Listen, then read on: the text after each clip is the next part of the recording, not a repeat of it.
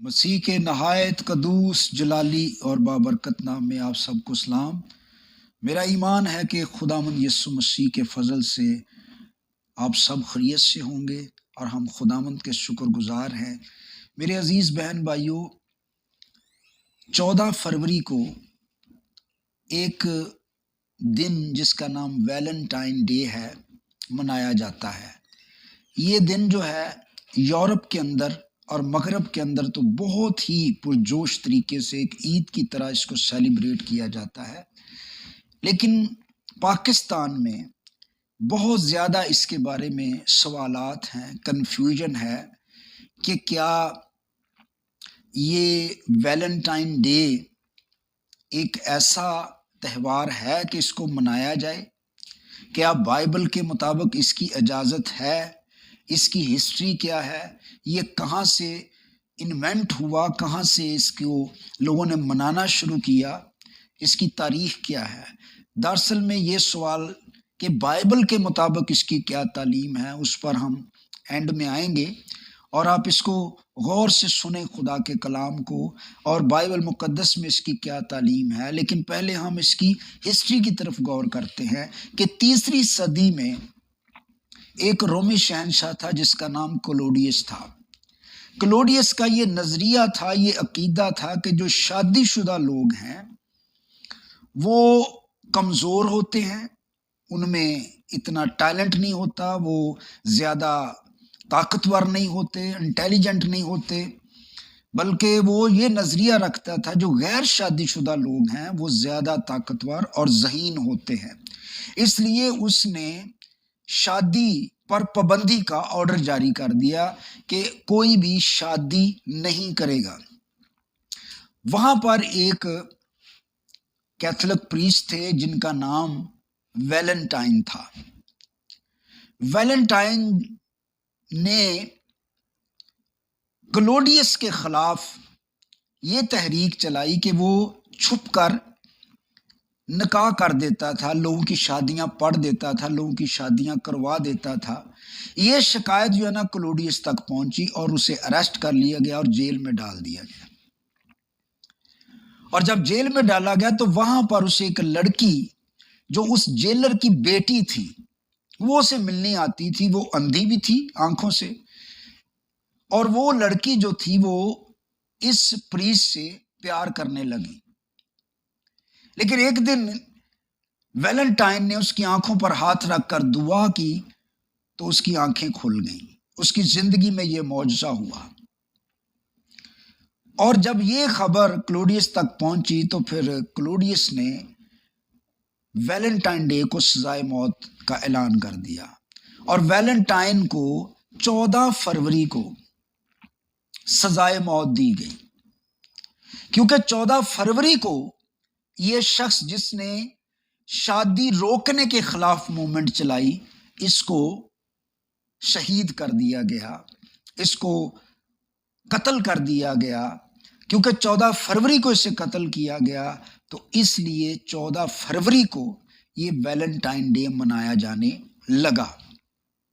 دراصل میں میرے عزیزو اس کے پس منظر میں، یعنی اگر ہم نیگیٹو سوچیں تو نیگیٹو تو بہت سارے لوگ ہیں، لیکن آپ غور کریں کہ کتاب مقدس میں پہلے سے پیشن گوئی موجود تھی۔ اگر ہم پہلا تموتھیوس اس کا 4 باب اس کی پہلی آیت سے پڑھیں تو یہاں غور سے سنیں کیا لکھا ہے۔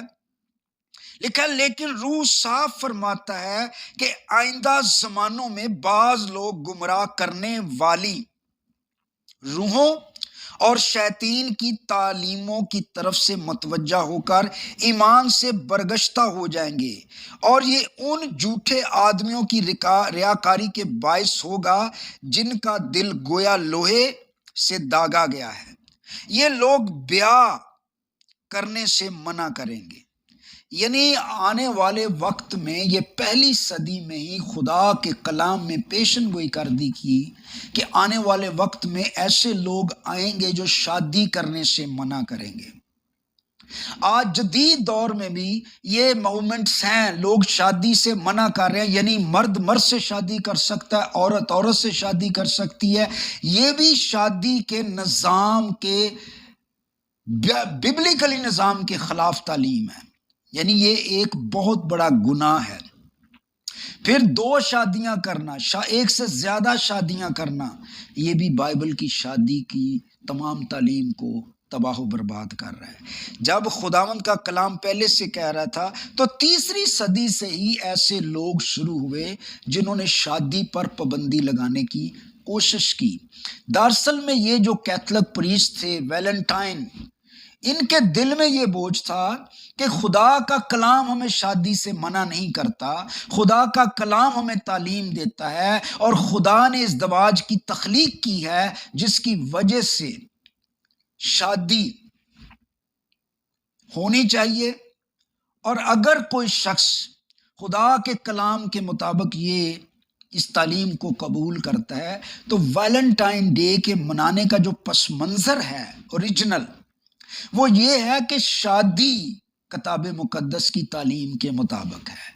دیکھیں بائبل مقدس میں لکھا ہے جب خدا ساری کائنات بنا رہا تھا تو خدا نے پہلے روشنی بنائی تو کہا اچھا ہے، پھر خدا بناتا ہے تو کہتا ہے اچھا ہے، اچھا ہے، لیکن جب آدم کو بنایا تو کہا اچھا نہیں ہے۔ کیا آدم کا اکیلا رہنا اچھا نہیں ہے؟